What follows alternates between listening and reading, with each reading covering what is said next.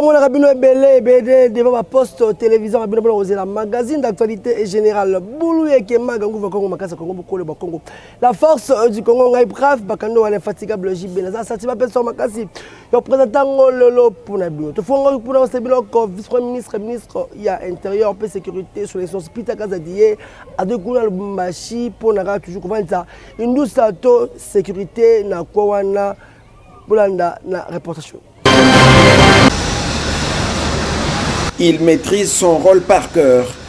ne voulant pas sommeiller ni dormir, alors que ceux qui visiblement ont brillamment échoué à la récente présidentielle procèdent en ce moment aux appels à la haine tribale, notamment à Lubumbashi. Le patron de la territoriale, Maître Peter Kazadi, y est arrivé dans la soirée de ce mardi 26 décembre. Au bas de la passerelle, le vice-premier ministre et ministre de l'Intérieur, Sécurité et Affaires coutumières a été accueilli par le gouverneur du Haut-Katanga, Jacques Kiaboula Katoué, la bourgmestre de la commune annexe, les autorités militaires dont le général Edi Kapend, commandant de la 22e région militaire. Il faut aussi signaler la présence à l'aéroport international de la Loano du général Dieudonné Ondimba, inspecteur divisionnaire adjoint de la police dans le Haut-Katanga. Même si le VPM Peter Kazadi n'a pas dévoilé son agenda durant son séjour le choix, l'expérience renseigne qu'en pareille circonstance, le garant de la sécurité pourrait avoir une séance de travail avec les autorités locales, laquelle séance de travail sera élargie aux autres services de sécurité, histoire de maintenir l'ordre public dans la province du Haut-Katanga. Sans lâcher prise, c'est avec fierté que le vice-premier ministre, ministre de l'Intérieur, Sécurité et Affaires coutumières porte haut l'étendard d'un homme soucieux de la sécurité et paix dans son pays, depuis sa nomination par le chef de l'État Félix-Antoine Tshisekedi, jusqu'à la période post-électorale, afin que la force reste à la loi. Bon, et bien que nous avons le résultat, il y a l'élection le 20 décembre 2023, kasi ministre de la communication médias sur l'extension Patrick Mouyaya, PVP, mais il y a intérieur et sécurité, Peter Kazadi, Basala qui a briefing à propos de la population, Basala Kimia, incident maté après le résultat de l'élection, il y a vote, il y a Boulanda, il y a micro, il y a Barabeka Pachika. Mais en interne, il y a également des acteurs qui sont en connexion et qui veulent semer les désordres en incitant la population à poser des actes d'incivisme. Pour cette raison, nous, en tant que gouvernement, nous avons pris toutes les mesures. L'armée est mise en alerte au maximal, de même que la police,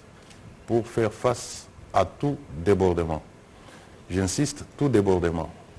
Nous n'allons pas établir un état martial, mais nous allons essayer d'être les plus fermes possibles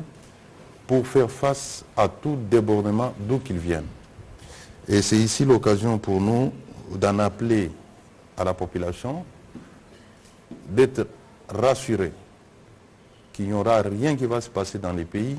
et qu'ils ne cèdent pas aux appels des sirènes. Nous demandons par la même occasion de la mesure et de la retenue à tous les acteurs politiques, parce que lorsque un acteur politique se lève un bon matin, appelle les gens de sa province, leur disant qu'on ne doit pas nous voler notre province, il commet une infraction. S'il y a des acteurs qui, à travers des réseaux sociaux, s'enferment dans leur maison et écrivent qu'ils sont encerclés par l'armée, ils propagent des faux bruits, c'est une infraction. Et ici, nous voudrions attirer l'attention de tout le monde sur ces faits, que pendant cette période où l'ennemi extérieur et intérieur veut semer la désolation dans les pays, la justice de notre pays sera active pour réprimer tous les actes qui sont contraires à la loi. Nous nous sommes engagés dans un processus démocratique. Il y a eu des élections que nous avons tous accepté de participer. S'il y a des contestations, c'est devant la Cour qu'il faut les amener. Je rappelle que nous avons tous accepté de faire les jeux, et ces jeux a des règles. Nous devons suivre les règles jusqu'au bout. Quiconque a besoin de contester n'a qu'à saisir la Cour constitutionnelle ou les juges compétents pour exprimer sa désapprobation sur la manière dont les choses se sont déroulées. Faire le contraire, c'est marcher sur la loi et là, on trouvera l'État sur son chemin. Parce que personne ne peut être au-dessus de la loi, personne ne peut intimider l'État. Et je répète, les dispositions tant visibles qu'invisibles sont prises pour maîtriser quiconque se mettra à vouloir envoyer le peuple congolais à la mort. Porte-parole à FARDC, général-major Sylvain Ekenge Bomoussaye, à sa communication pour la kebisa ba média mingi ya chaîne ya nyota batika ko sala ba diffamation information na période autres ali bien informé na bonne du forme avec éthique la déontologie na rationalité bolanda na extrait ya message. Depuis un certain temps, Nyota Télévision et certains autres médias à la solde de l'ennemi diffusent des informations montées de toutes pièces par ces derniers pour déstabiliser, démoraliser et diviser l'armée, les forces armées de la République démocratique du Congo, tout en rappelant le caractère apolitique de l'armée, demande à ces médias de s'abstenir d'intoxiquer les militaires et de mêler les FARDC à des fins politiciennes. Si cette situation persiste, les forces armées de la République démocratique du Congo s'estiment dans le droit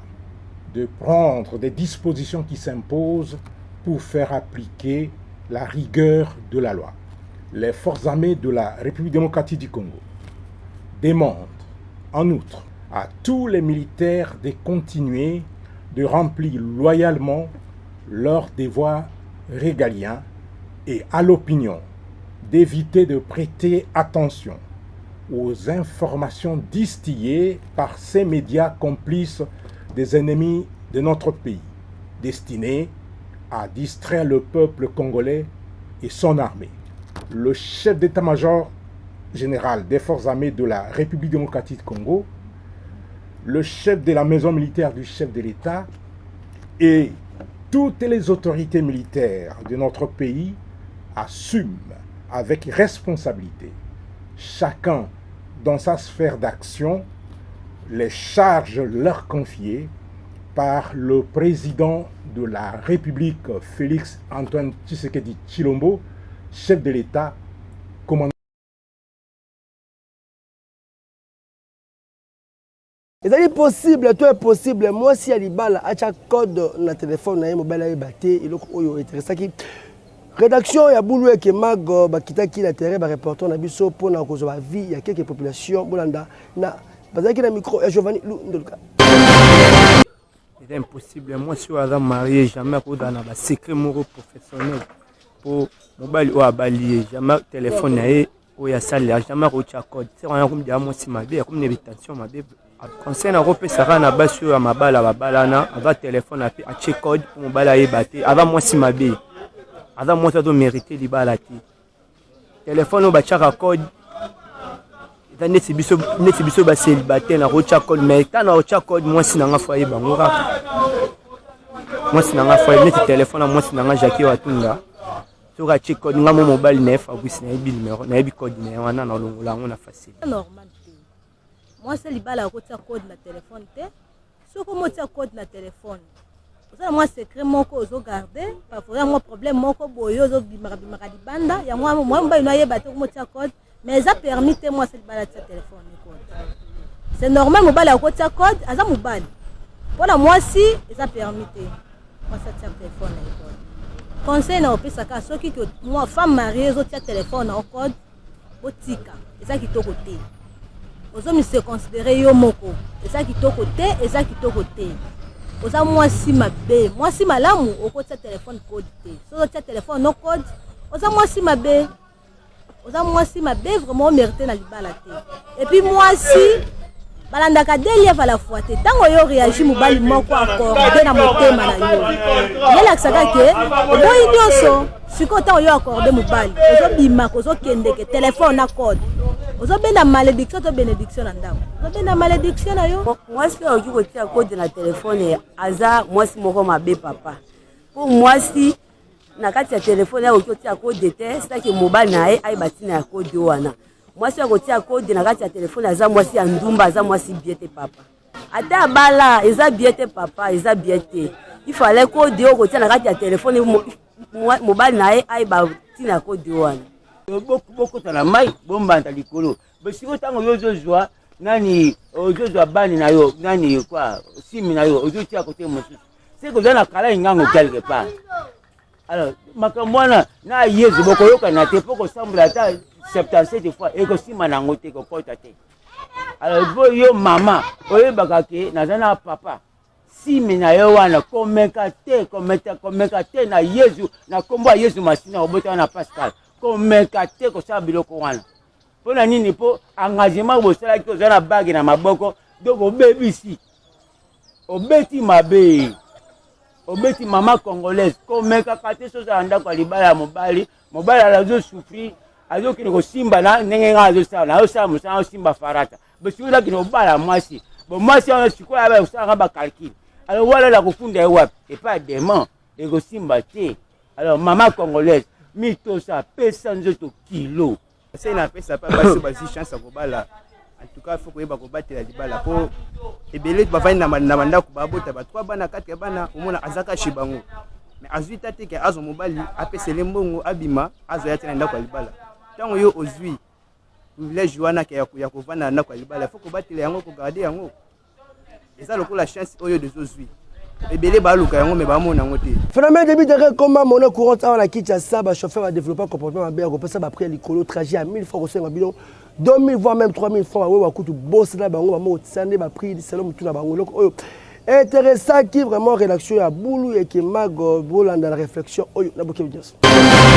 Noko tokolemba kolobela phénomène ya demi-terrain awa na capitale ya République démocratique du Congo veut dire Kinshasa bondi melangai ko lelo na Kinshasa transport et comme pasi makasi surtout demi-terrain ba chauffeur ba développer comportement mabe pona kozwa kanembongo epa ya ba client nini okomona course oyo ezalaka na yango 500 francs soki bamoni kaka transport ekomi eshongomba mbala moko receveur na complice na ye chauffeur bakobeta yango ekomi 1000 francs kasi ya pasi ezali ko soki fe bokende bokoma ta na quartier 1 okomona bango balobi de bonhomme nde tokitisi bino kasi population bazaka ne naïf aboyaka ne kodonose bango ebongo bamota bango nde babomi population makasi po bango bakoma kotaxe population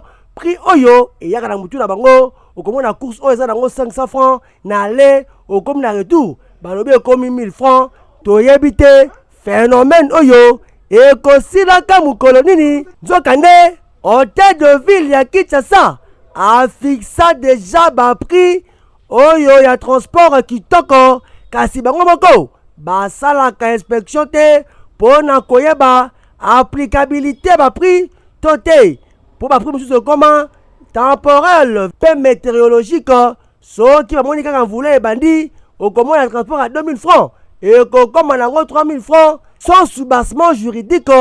po bazali na monopole mutu bazali naïf toujours na loi à moindre fort soki ya matière transport te akokoma na kuna retard yango nde epesa bango matoyi mangongi bakontinuaka toujours bapratique ya boye oyo ezali kosepesa population te yango tokosenga vraiment na ministère provincial ya transport ekozala malamu kocreye commission moko ya inspection bayebanaka na koveye na baprix ya batransport oyo ezali kopenalize bapaisible citoyen mingi na oyo etali budget na bango journalière to ya semaine bakisa pe ya mois po bongo ekozala bien makasi il faut kangi ba récalcitrant bon condamner bango po ba servir les sons ba bazeli koya po transport po mutu nyonso azalaka moyen de déplacement ndenge moko te yaboye boko silisango na bandako na bino ti bako siffler.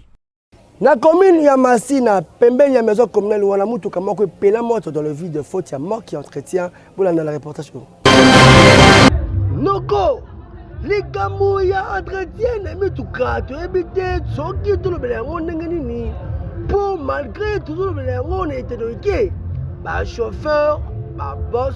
bazalaka na bango na culture wana te tozali awa na commune ya Masina pembeni ya réseau communal mutuka oyo ozomona boye peli moto boye bazusu bulo mutu asimbiki sinzoka nde te ezali ne moko ya entretien mutuka oyo ebandaki na kokoule kitoko eto ekangama boye radiateur echauffa na niveau moko zero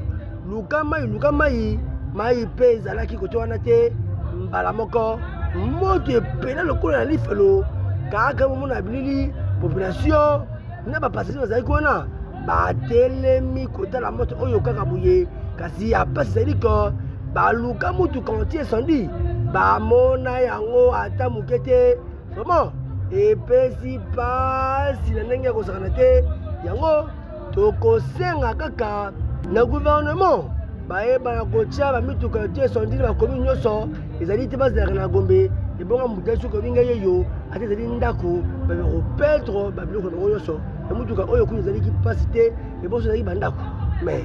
nge ezala kiadi kibene ya boye monti esandi okosisa yango na bandako na bino ti bakosifle. Voilà na boke nyonso message de vœux oyo ya ye moko le PDG ya Bulu Yeke Mago monsieur brave bakando wape azangi te ko lancé déjà programme ezali pour na bientôt Bulu Yeke Mago ko une année bazana na point de presse bazali na marche de santé pourquoi pas match de loisirs bolanda zaki na micro ya Posta et Shima. Mbote na bino ba téléspectateurs nyonso ya Congo Kinshasa ya monde entier ya RDC Mobimba. Merci pour la confiance pour pesa ki biso na ne Mobimba oyo depuis création ya magazine Bulu Yeke Mago ba conseil na bino pesa biso pour l'avancement. Le petit enfant deviendra grand, tout petit poisson deviendra grand pourvu qu'on le prête vie. Déjà atmosphère, taux, environnement, ba pesa biso déjà vie, pour ba pesa biso crédit on doit ça biso qui toko. Kasi ba fête yango e bandi tozali ko souhaiter que bino ba joyeux Noël. Joyeux Noël ba téléspectateurs na biso nyonso o pesa biso confiance pe ba bonne année 2024, une année de prospérité, de gloire, paix, de bénédiction. Merci mingi ba partenaire na biso ba collaborateur na biso o pesa biso confiance que c'est bien que 2024 bientôt là toujours que ça une année na biso tozali makambo ebele to projeter tozali na conférence de presse pour expliquer pourquoi Bulu Yeke Mago est allé sur terrain, puis la chaîne d'habitude partenaire, pour ça la marche de santé kaka en 2024 oyo to zingi pété ko beta mat de loisirs ba partenaire bo zali belé bo solliciter et qu'on a la vente aux enchères to kondima oyo to préféré pour quand to beta na bino match pour na toujours ko renfermir to peu ko vendre ces sur idéologie nous sana bino pour to toujours wana ko c'est nous sala avec éthique, on a déontologie. Merci mingi na Posta et Shima. On a vraiment partenaire nanga pena direct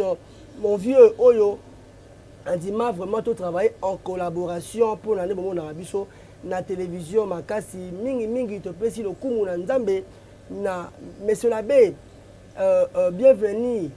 Masunga Oyo Masungu Oyo a toujours wana père spirituel pour na prière na ye na ndenge ya kosaka équipe technique prédation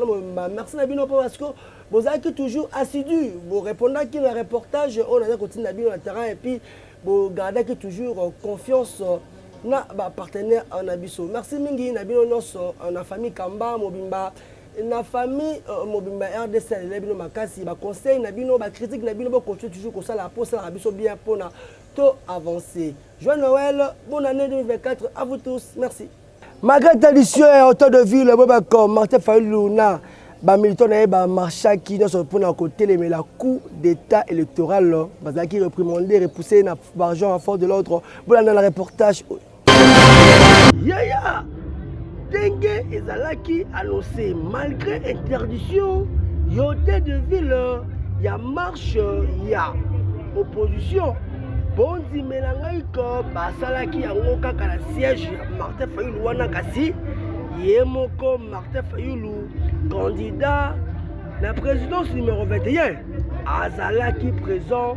wana kaka ne momo na bilili kasi comme apekisaki bango repoussaki bango gaz lacrymogène bamarchaki te boyokela ngai ndenge bamanifestant bakommunikaki boye.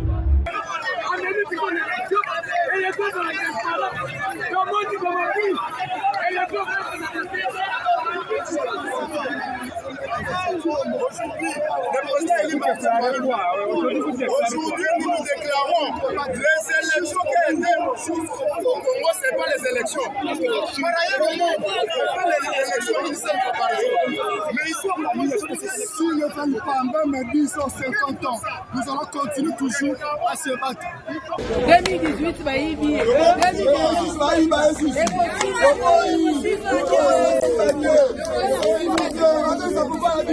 La sport Bobaka liste les 24 joueurs à Léopard est déjà dévoilé par mon co-sélectionneur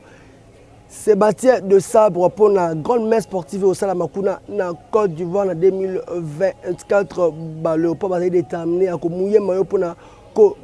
coupe Oyo Awa na RDC. Vous avez besoin comme un corps médical qui m'a un Institut supérieur royal kuna na kinga boîte tepe avant ça une douce na on la inscription que continuer ko salema bolanda na sport. Et salamaki na ambiance moko ya kosakana te e indaki mabe na Institut supérieur de technique médicale royale et sika wapi be étudiant bayaki pour la défense ya ba TFC na bango veut dire ba travail à fin de cycle mokola mercredi 30 novembre avec un pacte de pédologie liboso ya ba membre ya jury ba membre ya famille pe auditoire mobimba ba étudiant tona ba étudiant ba se defandaki malamu moko na moko liboso ya travail na ye pe na ba faculté respective na bango lokola technique de laboratoire sciences infirmières option hospitalière pe sage-femme accoucheuse yokelanga nanu eloko oyo. Monsieur le Président, en réalisant cette étude, nous nous sommes posé la question de savoir les infirmiers des centres mères enfants de Barcelone ont-ils un niveau de connaissance? Natour Naye, secrétaire général académique, Dr Patrick Bolokomai, président Yajiri, à Talisaki Boye. Aujourd'hui, quand nous voyons des étudiants que nous avons pris qui venaient des humanités et qui ont, avec notre direction, accompli ce qu'ils ont accompli, c'est vraiment un sentiment de satisfaction. Ils ont eu à défendre leur titre aujourd'hui et nous pensons que nous avons atteint notre objectif. Et nous demandons également à ces étudiants qui sont en deuxième graduat, mais qui sont en premier graduat, de faire un effort pour, une fois de plus, nous faire ce plaisir que leurs aînés nous ont rendu. L'Institut supérieur des techniques médicales royales, par rapport à la qualité, il n'y a pas match. Vous voyez le corps professoral tout simplement, qui n'hésite pas, qu'il vient, la qualité, elle est la meilleure, je pourrais dire. Kinshasa, papa, maman, moboti. Cadeau ya solo to pe héritage ko yiko tikela mona na yo ezalinde enseignement ya qualité nzokande pona ko beta lisolo ya enseignement ya qualité avec pratique à l'appui et sika ezalaka se moko na Institut supérieur de technique médicale royale et pas ya les baobab géants nzete ya malili les promoteurs Jean Velete bowelisa déjà pour inscription ezali en cours na ba vacation jour pe soir na ba faculté lokola technique de laboratoire sciences infirmières option hospitalière pe sage-femme accoucheuse. Bobo sanate rentrée académique ezali kala mingi te. Institut supérieur des techniques médicales royales et Zouamina numéro 4774 ya veni Bobozo na Madrandel na Kingabwa na commune Elimete référence rond-point TP. Tala lisolo ya kwanga botikela bateke kasi ya formation na Institut supérieur des techniques médicales royales. Kejo. Les carottes sont cuites, la messe édite comme la souka présentation magazine d'actualité générale. Boulou et Kema, la force du Congo est brave, Bakando, l'infatigable Jimmy Nazaki, la session personne Makasi. Le représentant Ngolo pour Nabino. Merci Mingina Posta, Reshima Nazaki, la Sima, ya caméra Jérémy, Patra, Oya Zaki, Kosa, l'assistance, Nengi, Agosaranate, Balobi, Base, Fikil, Kabalondo. Ne tombera jamais, tout cas c'est bientôt une année à Boulou et que Magbo serait sentir parce que l'activité est allée déjà en liste. Et on s'arrête pour continuer à s'abonner massivement à la chaîne sur YouTube Boulou et que Magbo officiel sur aujourd'hui temps hôtel la chaîne partenaire de Biso Valin Nayo quelque part au Mélamont Moko moi distraction côté Facebook beta boulou qui va officiel s'abonner partager na ndenge ko sala tenga na bino to kuta mi koze ko soki za mayete bye